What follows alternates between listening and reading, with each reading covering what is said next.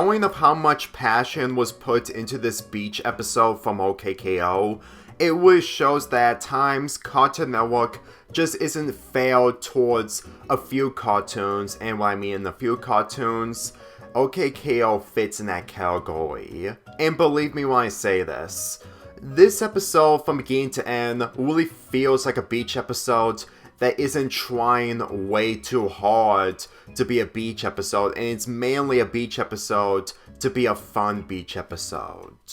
And since my original schedules of last year while reviewing this episode have been scrapped, believe me, there may be other episodes from this show that are worth reviewing, but at the same time, it wouldn't be a Summerpalooza without OKKO, even though this is technically the first time OKKO is being part of Summerpalooza material. Just when KO, Enid, and Rat are enjoying their time on the beach, Raymond, Shannon, and Daryl interfere in order to do a battle on the beach, or beach battle. And considering that the majority of the episode is the two groups just facing off each other in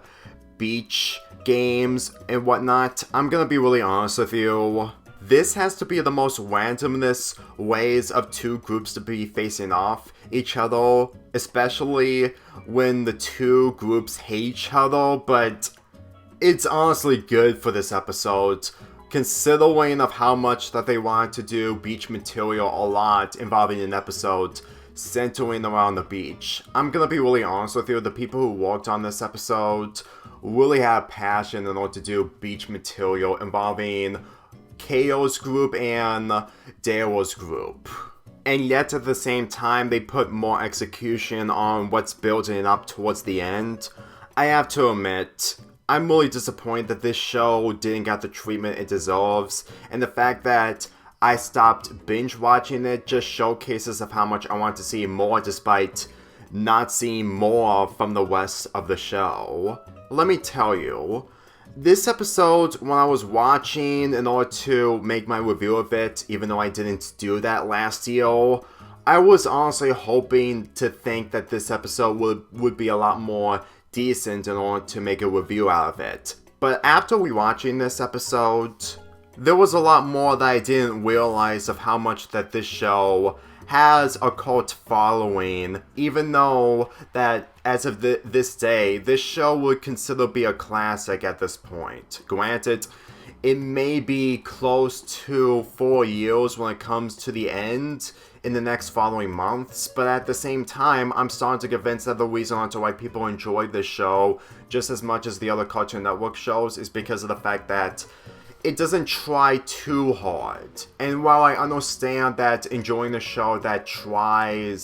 doesn't try too hard may be difficult to enjoy, but compared to the other shows that I've seen in the past, it's mainly cartoons from the end of the 2000s. I'm not discussing the 2010s cartoons whatsoever, considering that the directions were a lot more different compared to the 2000s.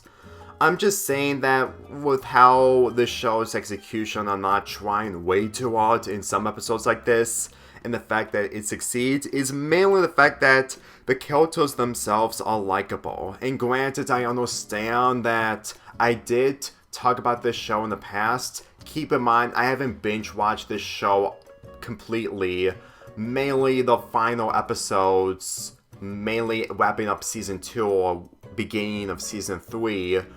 because I was extremely burnt out. And considering that this show did a lot more during its 2-year run on doing all this, especially with hand-drawn animation, I'm gonna be really honest with you,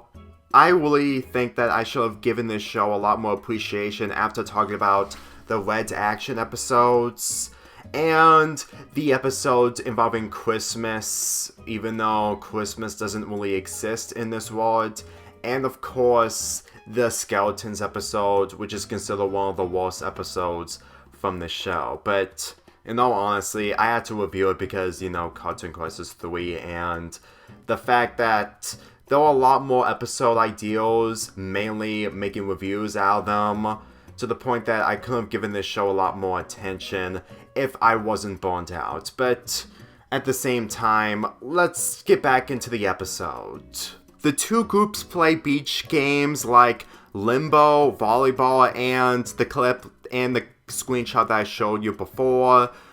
band battle. So to be perfectly honest, there was not a lot of beach activity like I've praised it before, but in all honesty, if it was more than that, then this episode would have been 22 minutes rather than 11 minutes. And when it comes to Waymond, Shannon, and Daryl in this, knowing full well that they are actually clones off of other clones from Boxman's factory, I'm gonna be really honest with you, just by watching the ending, which I'm gonna get to much later, I'm pretty sure that they intended to do this, but not have the villains actually be 100% redeemable, considering that they did, but they completely forgot that they can't be able to go into sand water. Otherwise, I'll show you it towards the end of this review. During the final activity, which is band battle, Wavezilla wreaks havoc on the beach, and the only way to stop Wavezilla is for the two groups to work together. Waymond reflects in VHS quality that he was about to take down Wavezilla but unsucceeded. And to be perfectly real with you, just by witnessing this, and just witnessing the past of this show in general, I'm gonna be really honest with you, I'm pretty sure that they were originally going to do an episode involving Waymond taking down Wavezilla, but considering that they just didn't have the respect it deserves from Cartoon Network, I guess it had to be scrapped. And considering that the assistance of the other Boxman people, along with KO's group, it just wasn't enough for Waymond to stop Wavezilla. And if I'm gonna be perfectly real with you, the fact that the main enemy in this, or de facto villain in this episode, is Wavezilla rather than the Boxman trio, it really shows that they want to do a lot more when it comes to beach material. And while I understand that doing a lot more for 22 minutes isn't really a good idea, the way I see it in the production, they really want to do a lot more, considering that they actually enjoy doing all these episodes. Granted, not all of them are good, especially the infamous one, the Skeletons one, but let's be real. The more I watch these episodes, the more I totally understand onto why people are really upset that Cartoon Network didn't give this show the treatment it deserves. So the reason onto why Wavezilla is upset is because its baby has gone missing, and the only reason why it's gone missing is because KO Oreo grabbed the baby and used it for his sandcastle. In all honesty, the fact that this plot detail from the beginning has more attention on the finale, on the ending of this episode, mainly the climax, it really shows that there was a lot more going on if you miss these details. And as for the Boxman trio, they got dusted away due to the salt water, not sand water. And just when they were about to become KO's friends. You know, as much of how that this is actually disappointing, at the same time, it's mostly the unexpected, and I actually like KO's reaction after realizing that the salt water completely turned the Boxman trio into dust. I may not be an expert on how any of that works, but when it came to an unexpected result, it was done in a non-frustrating way. I really enjoyed this beach episode from beginning to end. One of my favorite episodes so far in Summerpalooza 4 Beach Paradise. It may take time for me to get back into the show, but once I do, there's a chance that I might be able to review more episodes when I get the chance in the future. I'm giving this episode an 8 out of 10.